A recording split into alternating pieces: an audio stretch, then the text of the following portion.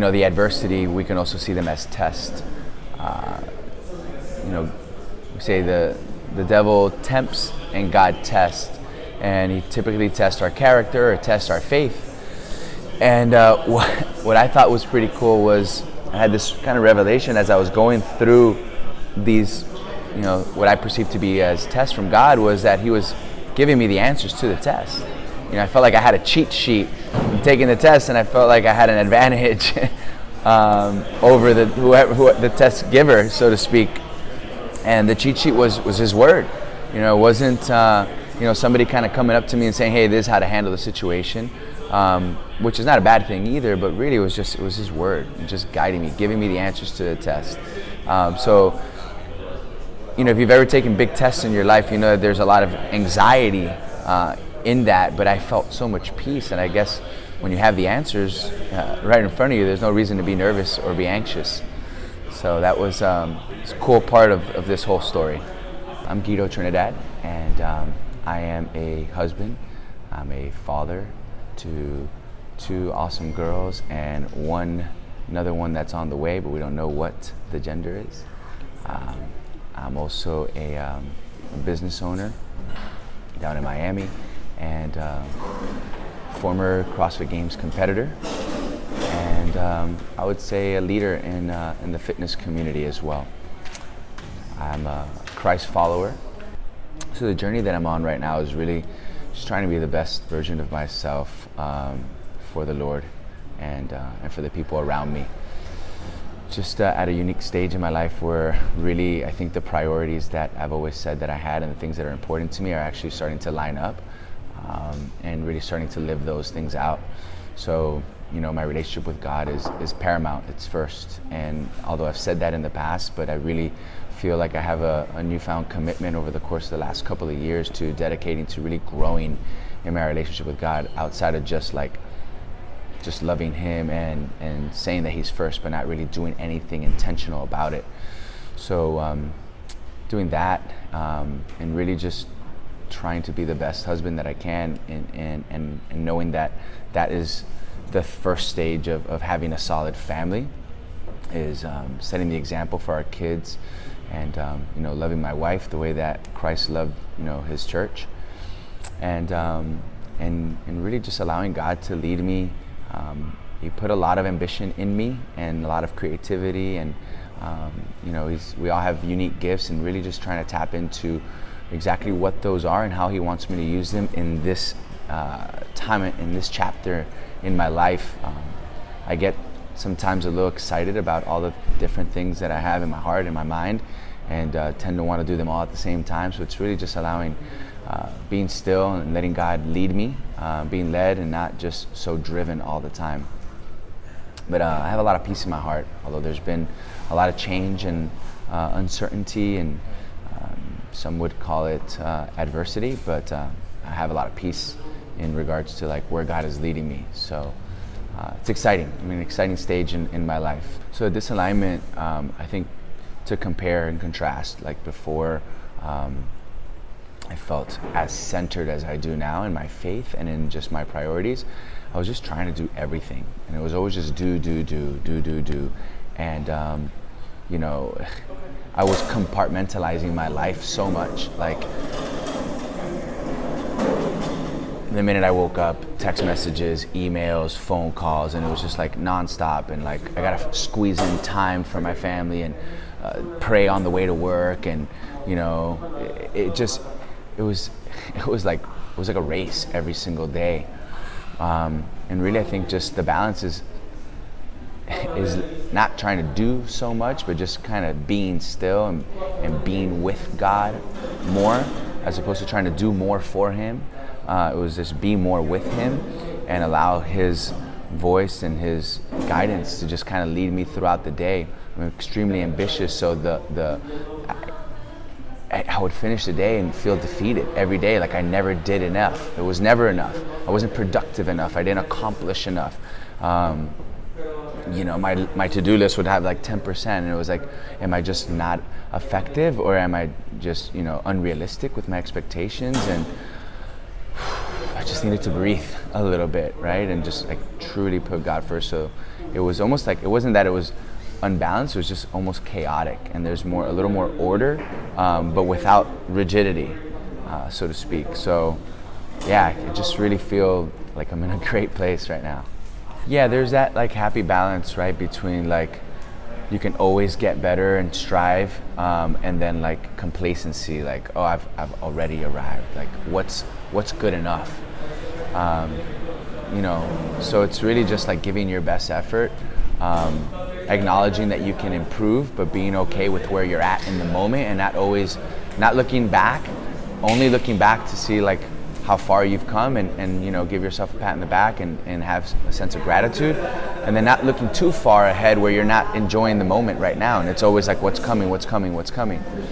So I think just really just trying to be present with the now, and like, okay, what's important now, what am I grateful for right now, just engaging in everything that you do, having these checklists and being like extremely goal driven, which is something that I have been in the past, but like the thought that came to my mind was like, it's important to have goals, but God has his plans, and he will throw you a curveball that is completely out of your control. And if we're so rigid in our, in our pursuit of these goals, and not open-minded have an open heart to like what God is putting in our way or taking out of our life, then we can really like just get into a slump, and that's how people become depressed. And it's like, it's God's plan. You don't have to understand it. It just is. And when we accept that and we let go of our own agenda sometimes, so it's like that balance, like, okay, yes, I need to have a plan, but I need to also be open to whatever God's will is. Okay, so I started a business with a very big, passionate heart to just unite the community and do really positive things. And it went very well for 7 years, and now there's adversity. It's not necessarily going in the direction in which I envisioned. My involvement is not the same as what it used to be, and I had to ask myself, at first, why is this happening? And not from like why in a form of pity, but like really like dig deep and like, God, why are you allowing this to happen? And some of those whys have been answered to me, and some have not, and I'm okay with it. And really, it's just in my eyes right now, it's a test of my faith and my faithfulness to him. And I believe that he's going to use this opportunity to bring light to him and to even make a stronger impact than what I thought was possible prior to the involvement that I had before. Maybe it's in the form of something new, maybe it's in the form of something different. Maybe he just wants to take me in a different direction. And I really just believe that like the passion that he placed inside of me is the gift, and how he wants me to channel that and help and unite people can be in a variety of different ways. So I just want to be open to like, where is he guiding me towards? Like, it's like the mountain range is in front of me, and it's like I have to climb the mountains. I know that, like that's my purpose in life, and how I choose to scale that is really just is the new journey, right? I thought it was supposed to be one way. The gate closed, the door was shut. I was kicked out. So it's not like, okay, well, there's another path, but I'm gonna keep climbing. I'm not gonna look back and feel bad about what happened, or lack trust and seek another outlet to guide me. It's God is guiding me, and I'm exactly where I'm supposed to be, and I believe that the best is yet to come.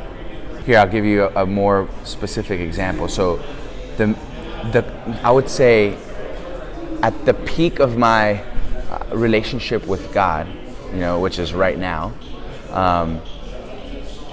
within the last 2 years in my relationship with Faith RX and the leadership that they have provided, and the leadership in a non-intentional way, like they're just living their life and being a light and letting God just use them. I want we talk about being Christians and we want to be more like Christ. And, we're reading scripture of what Christ was like, but it's so much easier to see the embodiment of Christ through somebody's life, living it day to day. It's easier to say, okay, I want to be like that guy, right? I want to wake up at 5:30 in the morning and read my Bible, as opposed to just like, oh, I want to be like Christ. And like, yeah, he was God, so it's like really hard to say I want to be like that. But if we want to be like somebody who has the Spirit of God living in them, that's what I'm getting at is the more I've done that and try to emulate the example of other strong Christians, the closer I've been able to connect with God. And just recently, as I was in the middle of the storm and at my strongest point, right? Imagine if God gave me the strongest test of my life in my business life.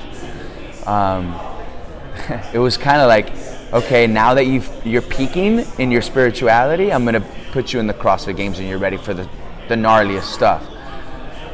And it was, I gained the perspective of, okay, I guess if you allow me to go through this because you think I'm ready for it. And I was just diving into his scripture like never before. And it was just, I have never felt God speak to me so loud and clear, like, I got you, and this is exactly where you're supposed to be. I mean, just stories of Joseph and the betrayal and his attitude and outlook. Like, I was going through that exactly, like, to the day that it was happening is exactly when I was reading it. Like, it wasn't like I went through a situation, I was like, okay, let me find scripture on betrayal and adversity, and I ran into that. Like, I was reading about it and I was going through it at the same time. So it was like, I get it. Like, this is good.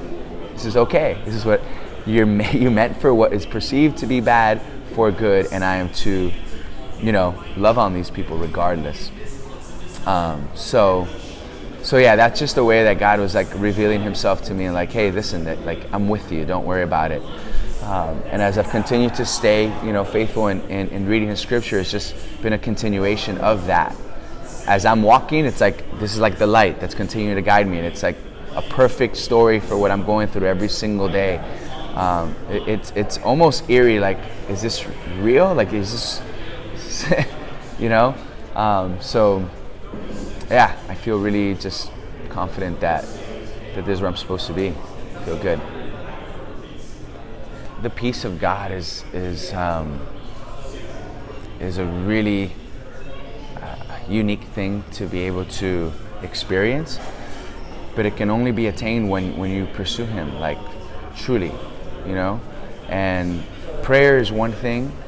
And I read something recently from John Maxwell, like, prayer is you speaking to God, but you reading and being still is listening. And often we're like, I want God to show me, but all we do is either pray and worship, but how much time are we really spending alone and just waiting for God to speak to us?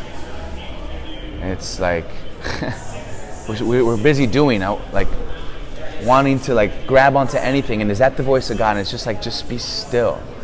And the only way you can be still is by being alone, and you have to separate that time. And I, for years, fought it, like, when is that time going to happen? Like, I'm a night person, was my excuse. It's like, it has to be in the morning before anybody else wakes up to interrupt you and just not distract you, but like maybe need you, right? I run a business. I have a family with kids. Like, they need me, right? So I need to be up before them, and it's hard. It's a sacrifice. It's a challenge, but it's so worth it, because the reward of peace and just like having that confidence that it's going to be okay.